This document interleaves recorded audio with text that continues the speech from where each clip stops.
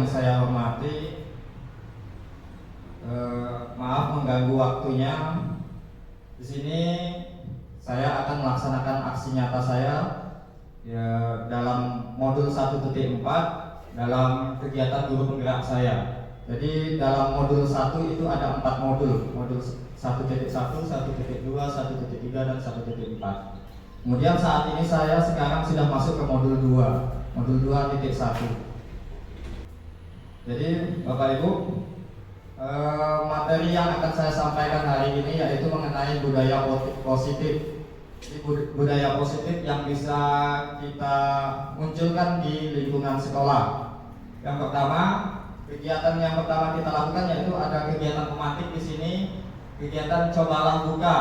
Jadi bisa berpasangan dengan teman yang dekat dengan mejanya. Di sana ada kegiatannya.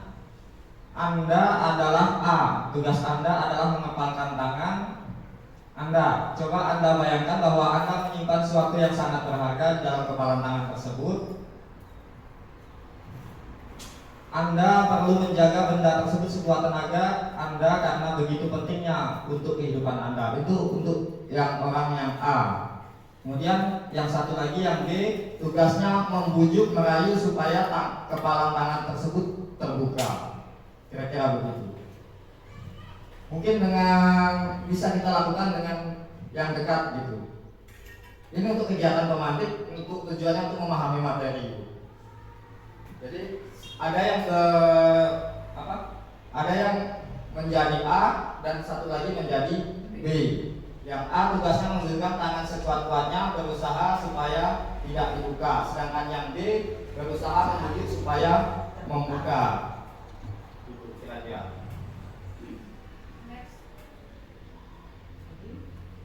Dari kegiatan yang ya seharusnya kegiatan ini kita laksanakan dulu.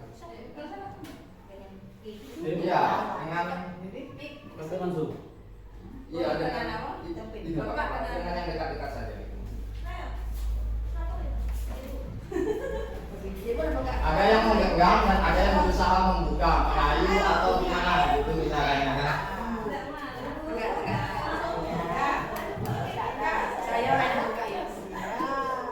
Saya tekan gini.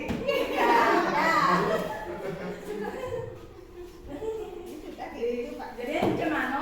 Kalau dalam merayu ini apa dirayu? Dirayu, dibujuk. Buka tangan rayu. Iya, menggoda, memarahi, mengintimidasi. Nah, itu cara-caranya kan? Apalagi kalau dada-dada. Ini bagian kalau dada-dada. Coba kalau dada-dada Bu. Ini tangan aku semuanya. Ada semua. Ada semuanya. Ada maju Korea. Nah, dari kegiatan yang kita lakukan tadi, kira-kira ada yang membuka tangannya? Ada yang berhasil membuka tangannya? Ada, karena tidak parlemen. Kemudian, apakah Anda membuka kepala tangan Anda? Alasannya mengapa alasan Anda membuka kepala tangan Anda? Alasan ibu-ibunya tadi apa? Dipanggil saya. Terkena bujukan dari ibu. Kemudian, apakah Anda menutup kepala tangan Anda? Ibu Surati tadi saya lihat masih mengepal tangannya. Apa alasan Anda tetap menutup kepala tangan Anda? Karena kurangnya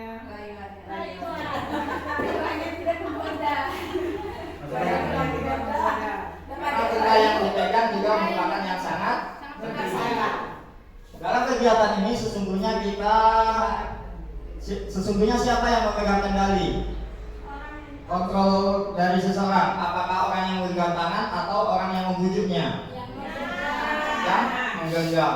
Jadi dari kegiatan pemantik tadi dapat kita pahami bahwa kita tidak bisa mengendalikan orang lain, yang mengendalikan kita sendiri. Sama seperti anak murid, kita tidak bisa mengendalikan atau mengontrol perilaku mereka. Ketika mereka melakukan sesuatu yang kita perintahkan, mereka membiarkan diri mereka dikontrol. Kemudian dalam budaya positif juga disebutkan ada perubahan paradigma belajar. Yang sebelah kanan, yang sebelah kiri yang tulisan merah itu yang biasa kita pikirkan atau pola pikir yang selama ini kita laksanakan. Realitas kebutuhan kita sama. Kemudian dalam teori kontrol kebutuhan kita berbeda. Kalau di dalam murid, apakah kebutuhan semua murid belajar ini sama? Tidak. Ada yang mungkin karena memang dari dalam hatinya ingin menjadi pintar. Ada mungkin yang karena malas di rumah atau bosan di rumah. Jadi semua kebutuhan belajar dari murid tidaklah sama. Kebutuhan manusia juga tidak sama. Kemudian semua orang melihat hal yang sama. Sedangkan dalam teori kontrol setiap orang memiliki gambaran yang berbeda. Jadi ketika kita mengajarkan sesuatu, murid memiliki pandangan yang berbeda-beda. Kemudian kita mencoba mengubah agar orang berpandangan sama dengan kita. Sedangkan dalam teori kontrol kita berusaha memahami pandangan orang lain tentang dunia dan seterusnya. Orang lain bisa mengontrol saya, hanya kita sendiri yang bisa mengontrol dalam teori kontrol. Seperti yang kegiatan romantik yang kita laksanakan tadi. Kemudian dalam stimulus respon ada model berpikir menang dan kalah. Kalau dalam teori kontrol berpikir sama-sama menang. Kita mengajar enak, murid yang diajarkan juga merasa enak, merasa nyaman ketika belajar. Itu dalam teori kontrol. Selanjutnya. Kemudian cara menciptakan anak-anak yang memiliki disiplin itu ada motivasi intrinsik, artinya dari dalam hati. Ada yang ekstrinsik, dari luar hati mereka, motivasi yang berasal dari luar. Contohnya karena ingin menghindari hukuman, karena ingin mendapat ujian, karena ingin mendapat hadiah, itu ekstrinsik namanya. Kalau yang berasal dari dalam hati karena memang mereka menyadari bahwa belajar itu penting. Jadi disiplin positif menurut Diane Dawson, kita mengontrol dan menguasai diri untuk memilih nilai-nilai yang kita hargai. Kemudian yang memotivasi perilaku manusia itu ada 3, seperti yang saya sebutkan tadi. Perilaku anak-anak dalam belajar itu yang pertama bisa karena menghindari hukuman. Dia mengerjakan tugas mungkin karena takut akan hukuman yang diberikan oleh gurunya. Kemudian yang kedua mendapatkan imbalan atau pengakuan dari orang lain. Ini contohnya kalau ada guru-guru yang suka memberikan hadiah ataupun ya hadiah biasanya. Anak-anak akan termotivasi, karena motivasinya berasal dari luar, bukan dari dalam hatinya sendiri. Kemudian yang ketiga ini yang perlu kita menumbuhkan motivasi yang berasal dari dalam hati, yaitu menghargai diri sendiri dengan nilai-nilai yang diyakininya. Jadi kita membuat anak menyadari bahwa belajar itu penting. Itu yang kita lakukan sebagai guru.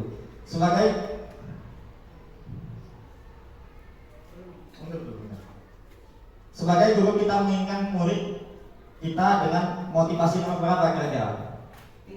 3. Jadi kalau ekstrinsik yang berasal dari luar ini bersifat sementara. Ketika tidak diberi hadiah, anak-anak tidak akan termotivasi kembali. Ketika tidak mendapatkan hukuman, anak-anak pun akan tidak termotivasi lagi. Berbeda kalau anak menyadari bahwa belajar itu penting atau melaksanakan tugas itu penting. Selanjutnya, dalam membuat budaya positif, salah satu kegiatan yang bisa dilakukan sekolah atau tindakan yang bisa dilakukan guru di kelas yaitu membuat keyakinan kelas. Keyakinan kelas ini berbeda dengan peraturan. Apa bedanya kira-kira, Bu? Beda keyakinan kelas dengan peraturan kelas.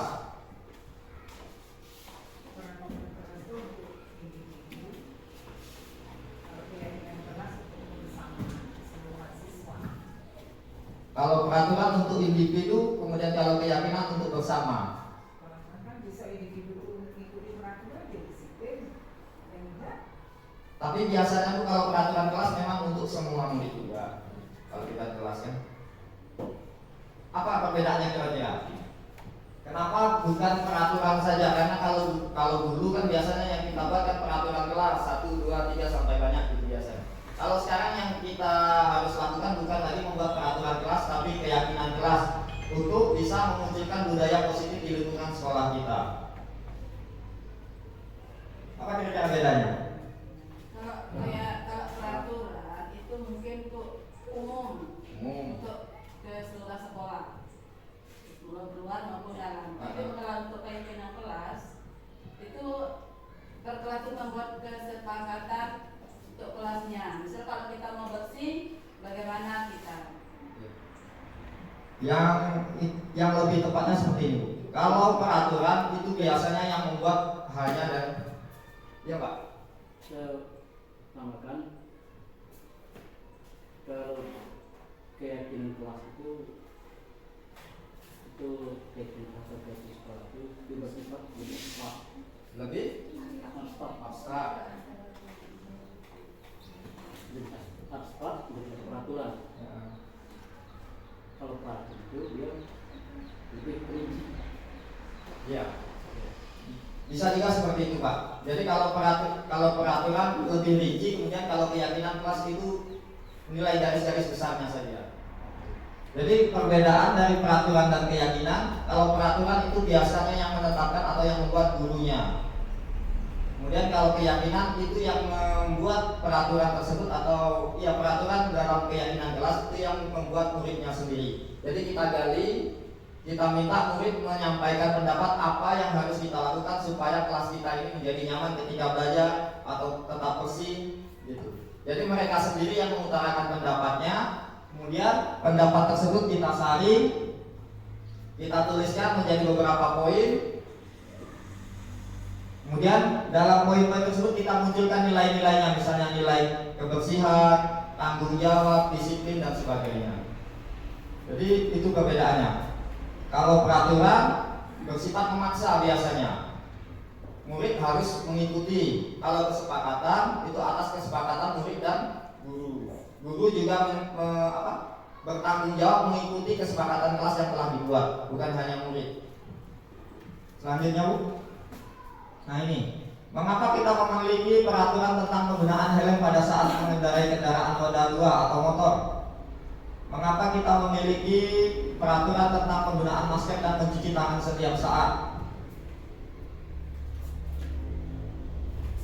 Untuk yang terbiasa mungkin menggunakan helm, mengapa kita menggunakan helm? Untuk keamanan kita, keselamatan kita sendiri. Kemudian mengapa kita memakai masker, penggunaan masker dan cuci tangan? Menjaga kesehatan kita sendiri. Nilai-nilai seperti itulah yang kita tumbuhkan di dalam hati anak agar bisa melaksanakan atau mengikuti keyakinan kelas yang telah disepakati.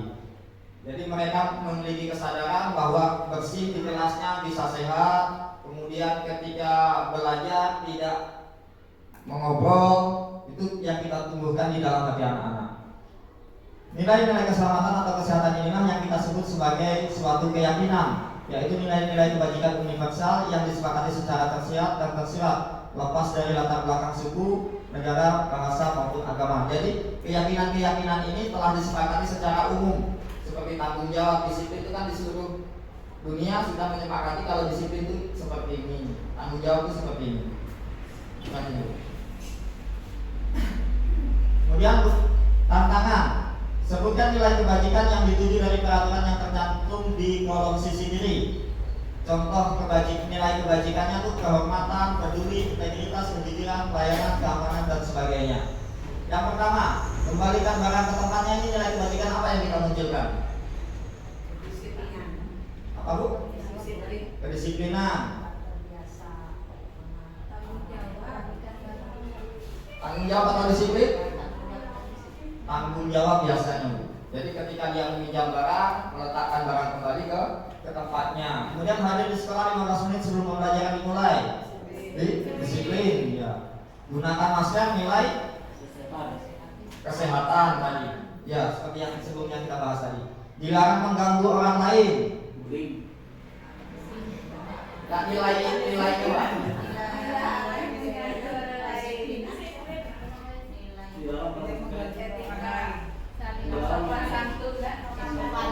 Dari selain itu mungkin ada juga menghargai orang lain, itu bisa juga. Keamanan bisa juga, ya keamanan. Mengganggu orang lain itu kan mengganggu keamanan juga. Dilarang melakukan kekerasan, keamanan juga. Bergantian atau menunggu giliran. Disiplin, selain itu kesabaran mungkin masuk juga kan? Melatih kesabaran dari siswa. Kemudian dilarang merokok. Kesehatan. Ya, selain kesehatan apa? Disiplin. Mengikuti peraturan sekolah. Selanjutnya Bu. Nah, ini keyakinan kelas yang sudah saya buat kemarin di dalam kelas 6. Kemudian sudah saya tempelkan di dinding, nggak lama sudah terbuka lagi kemarin. Jadi dalam keyakinan kelas itu tidak usah banyak-banyak. Kalau terlalu banyak nanti anak lupa dengan apa yang disepakati. Jadi maksimal 7 biasanya. Jadi tentang kebersihan kelas, tentang apa lagi mungkin kedisiplinan, datang tepat waktu, ya kerapian pakaian mereka, bukunya, dan lain-lain. Jadi mereka sepakati dan mereka melaksanakannya dengan tidak terpaksa. Selanjutnya, sudah. Kemudian kebutuhan dasar manusia dibagi menjadi 5. Jadi semua manusia memiliki kebutuhan dasar. Yang pertama yaitu untuk bertahan hidup, ini kebutuhan yang dimiliki oleh semua manusia. Kemudian kebutuhan dasar manusia ini bisa kita lihat dari perilaku-perilaku yang ditampilkan oleh mereka. Kemudian yang kedua kebutuhan hidup, kebutuhan kasih sayang dan rasa diterima. Kita semua juga ketika kita berada di satu lingkungan sekolah, lingkungan rumah dan lain sebagainya, kita memiliki kebutuhan untuk merasa diterima. Kemudian kebebasan, itu banyak anak terkadang menampilkan perilaku yang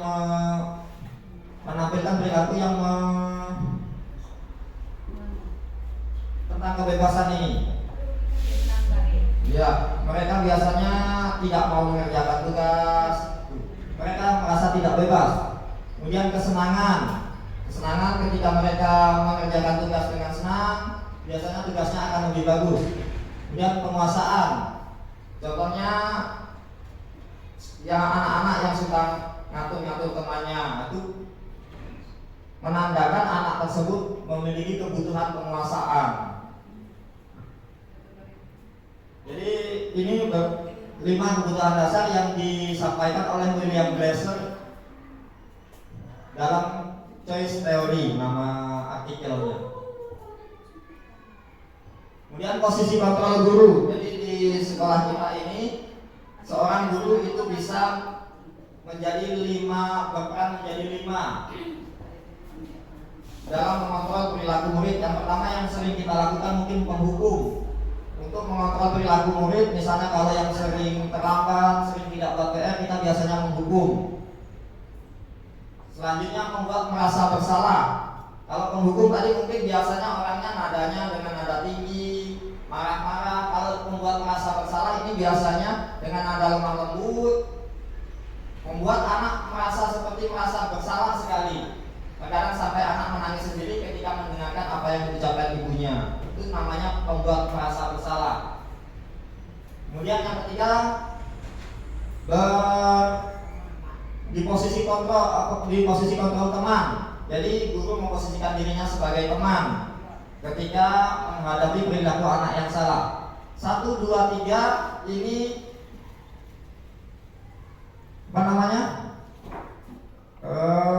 kurang tepat kalau dilaksanakan untuk saat ini. Yang bagusnya itu pemantau dan manajer. Dalam pemantau, guru biasanya mengingatkan kembali kepada anak peraturan-peraturan yang sudah dibuat di sekolah, kemudian apa konsekuensinya ketika dilanggar peraturan tersebut.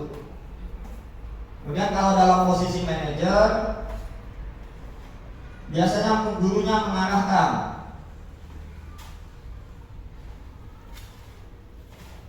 Mengarahkan apa yang harus dilakukan ketika anak melakukan kesalahan. Selanjutnya, nih, dalam penghukum biasanya kalimat-kalimat yang diucapkan, patuhi aturan saya, atau awas misalnya, kamu selalu saja salah, pasti selalu kamu yang terakhir selesai. Guru seperti ini senantiasa percaya hanya ada 2 cara agar pembelajaran bisa berhasil, yaitu cara dia memaksakan kehendak guru kepada murid. Kemudian selanjutnya pembuat merasa bersalah. Membuat merasa bersalah, ibu sangat kecewa sekali dengan kamu. Ini biasa kalimat-kalimat yang diucapkan. Berapa kali bapak harus memberitahu kamu Gimana coba kalau orang tua kamu tahu kamu berbuat begini? Jadi menimbulkan rasa bersalah yang mendalam bagi anak. Yang ketiga, teman. Jadi kalau teman ini ya seperti kita berbicara dengan teman dengan nada santai, mungkin sambil guyon. Ayo bantulah demi bapak ya. Ayo ikut tidak bantuan bapak. Ayo ingat tidak bantuan bapak selama ini. Ya sudah, kali ini tidak apa-apa, nanti ibu bantu bereskan. Contoh-contoh kalimatnya. Kemudian yang pemantau itu yang di dalam tulisan kecilnya murid merasa dikecewakan dan tidak mau lagi berusaha. Hal lain yang mungkin timbul adalah murid hanya akan bertindak untuk guru tertentu dan tidak untuk guru lainnya. Murid akan tergantung kepada guru tersebut. Itu dampak dari kalau guru berperilaku teman kepada siswa. Jadi guru hanya menurut terhadap dia, dengan guru lain tidak. Kemudian pemantau, mengingatkan peraturannya apa yang telah kamu lakukan, kemudian sanksi atau konsekuensinya bila telah melanggar peraturan. Seorang pemantau sangat mengandalkan perhitungan, catatan, data yang dapat digunakan sebagai bukti atas perilaku seseorang. Posisi ini akan menggunakan stiker, slip catatan, daftar cek. Jadi biasanya guru-guru yang berada pada posisi pemantau itu menyiapkan buku, ada misalnya nama-namanya, apa kesalahan-kesalahannya diberi tanda. Kemudian posisi pemantau sendiri berasal dari stimulus respon yang menunjukkan tanggung jawab guru dalam mengontrol murid. Selanjutnya posisi manajer. Apa yang kita yakini, kembalikan ke keyakinan kelas yang sudah kita buat tadi. Apakah kamu meyakininya? Jika kamu meyakininya, apakah kamu bersedia memperbaikinya? Apakah rencana kamu untuk memperbaiki hal ini? Jadi anak sendiri yang mengusulkan tindakan apa yang dilakukan untuk memperbaiki kesalahannya. Misalnya ketika dia tidak melaksanakan tiket, apa tindakan yang bisa dia lakukan untuk memperbaiki kesalahannya. Misalnya mengambil sampah ketika dia beristirahat, atau mungkin ketika dia terlambat 15 menit, anak mengusulkan agar dia ketika istirahat tidak ikut istirahat, tetap belajar di dalam kelas. Itu contoh konsekuensi yang harus diterima anak. Jadi anak sendiri yang mengusulkan konsekuensi yang akan dia lakukan. Selanjutnya, apakah saya berbeda ketika menghadapi anak atau ponakan dengan menghadapi murid-murid saya? Berbeda atau tidak kira-kira ibu? Ketika kita menghadapi anak kita di rumah dengan anak murid di sekolah, kenapa kita berbeda?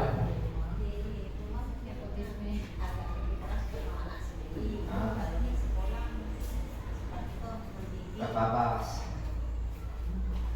Terkadang ya, terkadang ada yang saya lihat malah kalau di sekolah keras, kalau di rumah terkadang lembut, tidak terlalu menghukum anak sendiri. Ketika di sekolah begitu dihukum anak-anaknya. Kadang itu yang saya lihat. Kemudian dalam budaya positif, selain menerapkan keyakinan kelas, yang paling penting itu segitiga restitusi. Jadi segitiga restitusi ini bagaimana seorang guru menyelesaikan masalah-masalah yang dihadapi murid. Contohnya misalnya ketika dia terlambat, tidak buat PR, tidak upacara dan lain sebagainya, berkelahi mungkin. Jadi ada 3 tindakan yang dilakukan guru agar murid tetap merasa semangat, kembali ke komunitasnya, kembali kepada teman-temannya, tidak merasa malu, tidak merasa sedih. Yang pertama yaitu menstabilkan identitas. Jadi kita stabilkan identitasnya dulu ketika anak baru kita panggil. Misalnya kita panggil, adakan tatap mata berdua gitu. Jadi kita identitasnya kita stabilkan, emosi anak kita stabilkan, kita ajak bicara dengan tenang supaya anak bisa menyampaikan apa alasan dia berbuat demikian. Misalnya yang berkelahi kenapa dia memukul temannya. Kalau dari awal kita ajak berbicara dengan keras, marah-marah, anak akan takut untuk menyampaikan alasannya. Selanjutnya yang kedua yaitu tindakan yang dilakukan, validasi tindakan yang salah. Kita memvalidasi, kita mencari tahu apa tindakan yang dilakukannya itu, misalnya kenapa dia bertinju, apa alasannya. Di dalam tindakan yang kedua ini kita boleh saja kalimatnya seperti ini. kamu tentunya punya alasan mengapa melakukan itu. Bapak tahu kamu punya alasan misalnya seperti itu. Adakah cara yang lebih efektif untuk meningkatkan apa yang kamu butuhkan misalnya? Adakah cara lain yang bisa kamu lakukan untuk mendapatkan barang misalnya ketika dia mengambil barang temannya? Jadi kita tanyakan tindakannya. Kemudian yang ketiga, kita tanyakan keyakinan kelas yang sudah kita sepakati, atau mungkin kalau belum membuat keyakinan kelas, kita ingatkan nilai-nilai yang sudah ada, yang sudah kita ajarkan selama ini. Jadi kemudian setelah menanyakan keyakinan, kita minta apa solusi dari mereka ketika melakukan kesalahan. Apa solusi yang kamu berikan untuk memperbaiki kesalahan kamu? Selanjutnya, Bu. Nah, nih, dalam segitiga restitusi menstabilkan identitas, bagian dasar dari segitiga bertujuan untuk mengubah identitas anak dari orang yang gagal karena melakukan kesalahan menjadi orang yang sukses. Kita harus meyakinkan si anak dengan cara mengatakan kalimat-kalimat ini. Berbuat salah itu tidak apa-apa, tidak ada manusia yang sempurna, saya juga pernah melakukan kesalahan seperti itu. Jadi bukan berarti kita membenarkan kesalahan mereka.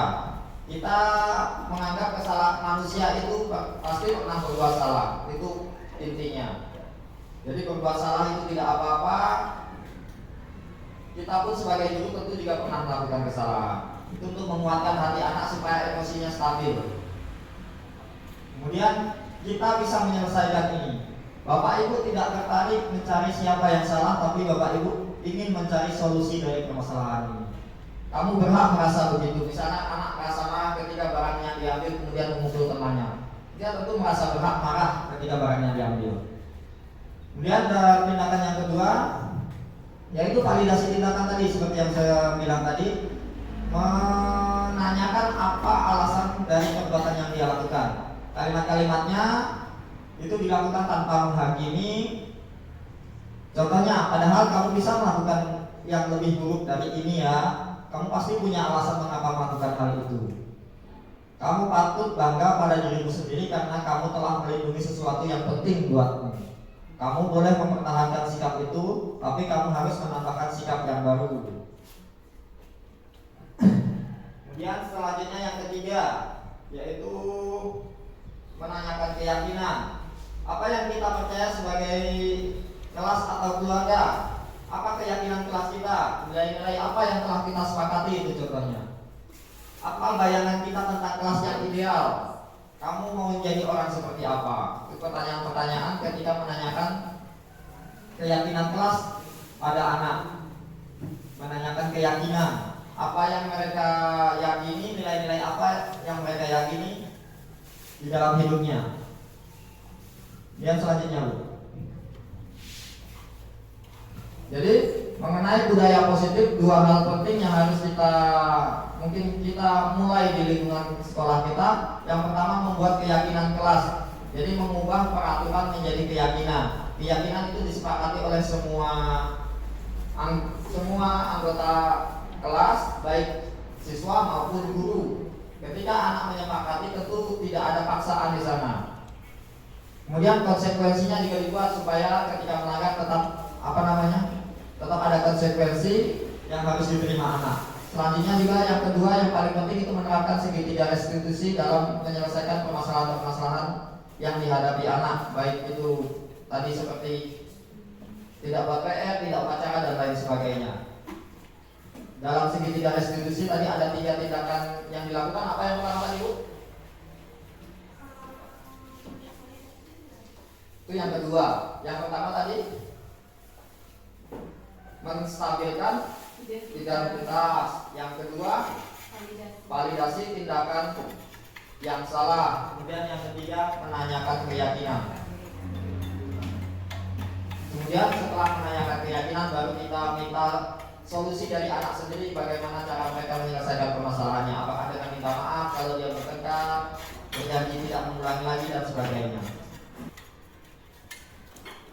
Demikian yang bisa saya sampaikan dari budaya positif.